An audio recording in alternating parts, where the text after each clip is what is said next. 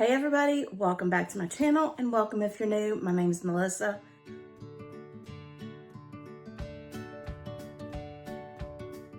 I'm here in one of my craft stash rooms. This is my son's room and I have some of my stuff that I thrift in here. And so I'm going through it. I have cleared out my vendor booth of my Christmas stuff. And so I have to fill it up and I need to start crafting some things. And so I wanted to go through some of my things here at the house to see what I have so that I can start getting some things upcycled. So that's what today's video is. I'm gonna take some things that I have here and just give them a bit of a makeover and show you how you can take things that you either have here at the house that you think is trash or things that you've thrifted and you can make them into beautiful home decor. So let's go ahead and get started. The first thing I'm gonna work on is this bell that I got from the thrift store and I got it on half price. So I only paid $1 for it and it's just a little too shiny. I like the shape of it, but it's just a little too shiny, but it also has some chips on it. So I'm just gonna change it up a bit and give it a new look. To paint it, I'm gonna use Waverly chalk paint in the color plaster, but I do wanna give it a little bit of texture. So I'm just gonna add some baking soda to the paint, and you can add as much or as little as you want. Mine's kind of clumped up. Add as much or as little as you want, depending on how much texture you want. I don't want too much texture, but I do want enough to where you won't really be able to notice the chip in the bottom. So I'm just putting just enough, and when I paint it on, I'm gonna use a chippy brush, and I will be using a pouncing motion so that there is that extra added texture, so that when I do get down here to the chip, you won't really be able to notice it. So I'm just gonna go ahead and get this painted, and I'll probably, just to make sure I get the blue covered real good, I'll probably give it 2 coats.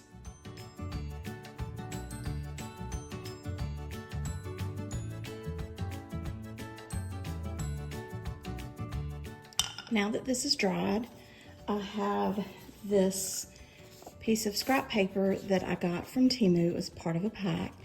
And I'm gonna use this piece right here, and I'm gonna Mod Podge it to the front of this.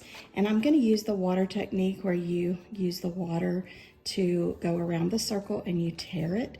That way it doesn't give me a sharp finish. It gives me more of an aged kind of vintagey worn finish. That way it looks, once the project is complete, it'll all look very worn and old and vintage.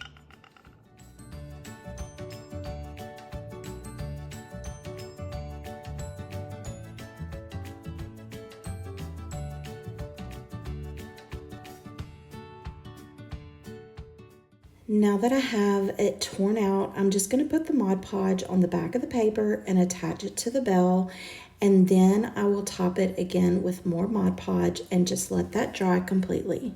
After that's dried completely, I'm going to go over it with the coat of the Waverly varnish. And if you've never used the Waverly varnish, I would try to find it because it's really good. I really like it. But I'm just going to give it one full coat of the varnish.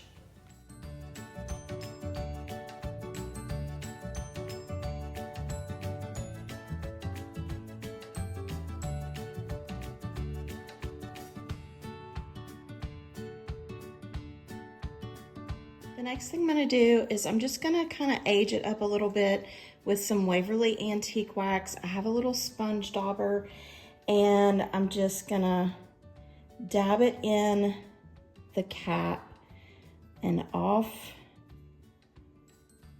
whatever you call it. And then I just wanna kind of go around the edges just a little, just to kind of grunge it up a little. I'm gonna go around the edges of where I put the paper. And that's just gonna make it look just a little aged. And then if there's any spots where I see I just have a little bit too much for my liking, then I will take a little brush and go in with some clear wax and just kind of go over it, wipe some of that back. Since I have the varnish on it, it's gonna help me to be able to control the dark wax a little bit better, because I do want to keep the white as much as possible, but you know, I do want it to kind of be a little grungy, but I don't want to change the color of the white. So that's kind of the look I'm going for. So I feel like this is going to work, but I'm just going to go around all of it, and then I'm going to give it one final touch with some twine. Now to finish this off, I'm just going to take this twine that I have, and it's kind of a thin twine, and I'm going to wrap it around. I'm not going to hot glue it. I'm just going to wrap it around just a few times, because it's not a very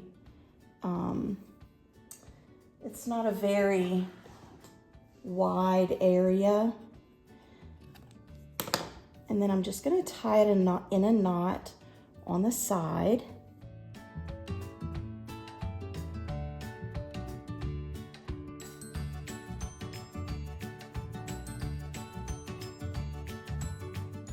And then I was thinking I was going to put a bow, like a twine bow, but I think that may be too much. I think just for the simplicity of the design of the bell, I think I'm just going to leave it like that. And I have these dark beads, and I'm just going to run them through.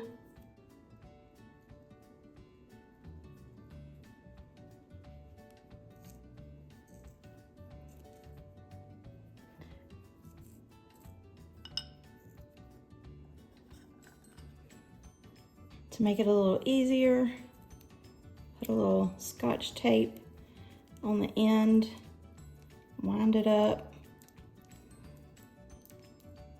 and that'll make it easier to thread it through those beads.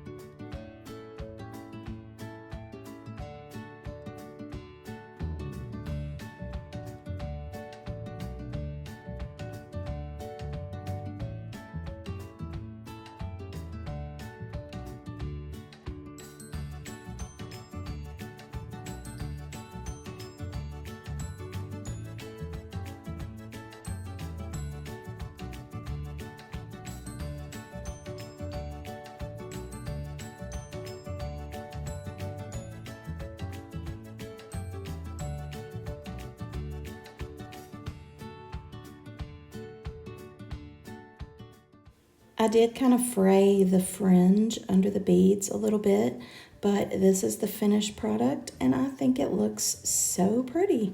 I think it looks a lot better than that little cow, but I think this really turned out the way I kind of envisioned it. You'll have to let me know in the comments what you think.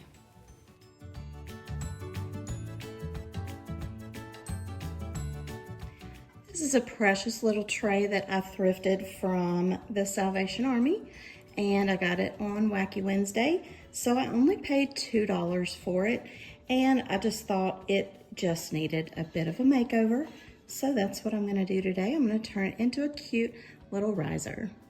Since I want the tray to be a riser, I have these 4 little I don't know, feet, I guess. I got them from Hobby Lobby. They are, what are they called? Wood ball knobs. But they are a smaller size, but they're flat on one end. So that's why I like using them. as feet. So I am gonna stain them, at least stain the bottom part or the outside part, so that I don't have to worry about getting the stain on the paint. And what I did was I took some clear wax, mostly clear wax, and I put a little bit of the antique wax into the clear wax. And I'm just gonna take a little shop towel and I'm gonna put this on the end of a pick, and I'm just gonna rub it on to the outside of this and wipe back any excess, because I don't want it to be too dark. I don't want it to be really dark. And then if it still needs to be dark, I can always add, but I just don't want it to be too dark. So I'm gonna do that now.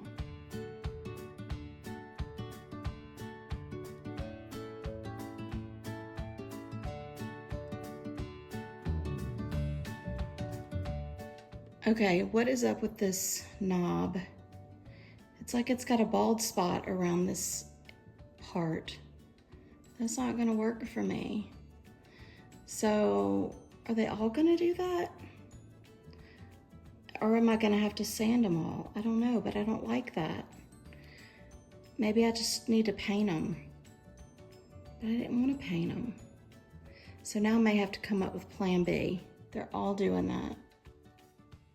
Oh, I don't like that. The other ones that I had didn't do that. So I guess I'm gonna have to sand this down and just paint them. Well, so when you're crafting, always have a plan B. All right, so on to plan B. So for this, I have the placement of the feet already set. I just kind of eyeballed it. And so now I'm just gonna put the wood glue onto the bottom and set it into place. And then once I get all 4 of these on here, I will let that dry fully. And then I will move on. And I'm gonna paint all of this. So in my booth, I'm restocking my booth after Christmas, because once I got all the Christmas stuff out of my booth after Christmas was over, I was really surprised at how much Christmas, or how much non-Christmas stuff I had sold. So I have got to restock my booth of non-Christmas stuff. And a lot of the green, that moss green stuff that I had in my booth has sold. So I need to restock a bunch of it. So that is what color I'm gonna paint this tray. I'm gonna paint it in the moss green, because you know I love that moss green color. So that's what color I'm gonna paint this tray. And we're gonna do a really pretty stencil on it and get this in my booth. So now I'm just gonna let these set and dry. All right, it's the next day and I've got the feet on here. They are adhered well. And now I'm gonna paint it, and I'm gonna use, like I said, the Waverly chalk paint in the color moss. And I cleaned it up real good. So we're gonna give it, probably gonna take 2 coats. I just wanna make sure it's covered well. And I will probably, because I don't want the brush stroke, so I will probably, once I have gone over it with the coat of paint, I will just kind of stipple it like this to get rid of the brush strokes. And you know how that goes. So now I'm just gonna get everything painted, top and bottom.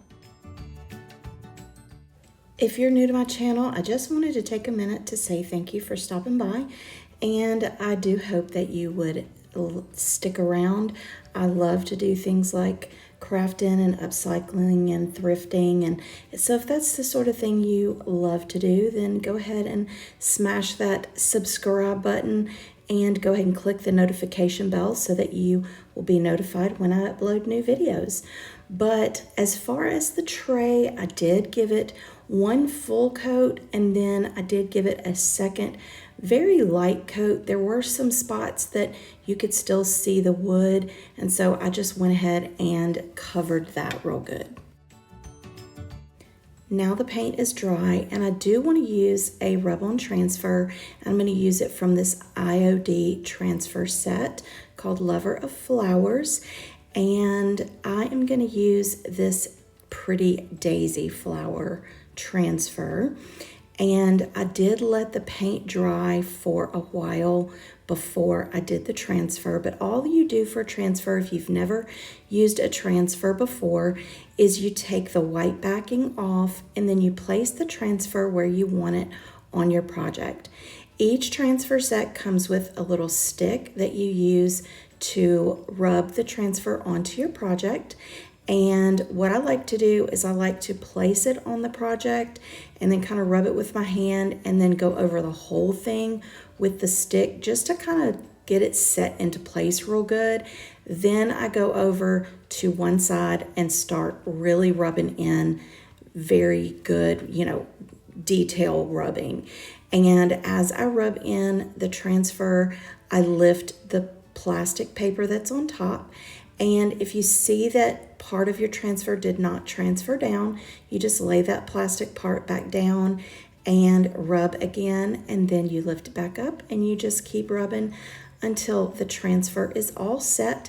And once the transfer is all set and everything is onto your project, then you take that plastic sheet and you rub over your image really good, and that just makes sure that everything is set onto your project really well. Now I have this bundle of ribbon that I got from Hobby Lobby in the fabric and ribbon department, and it came with all these wonderful little pieces and strips of ribbon, but I am going to use this little bit right here, and I'm going to use it to wrap around the handle. I wanted something really dainty to go around the handle just to kind of match the daintiness of the daisy.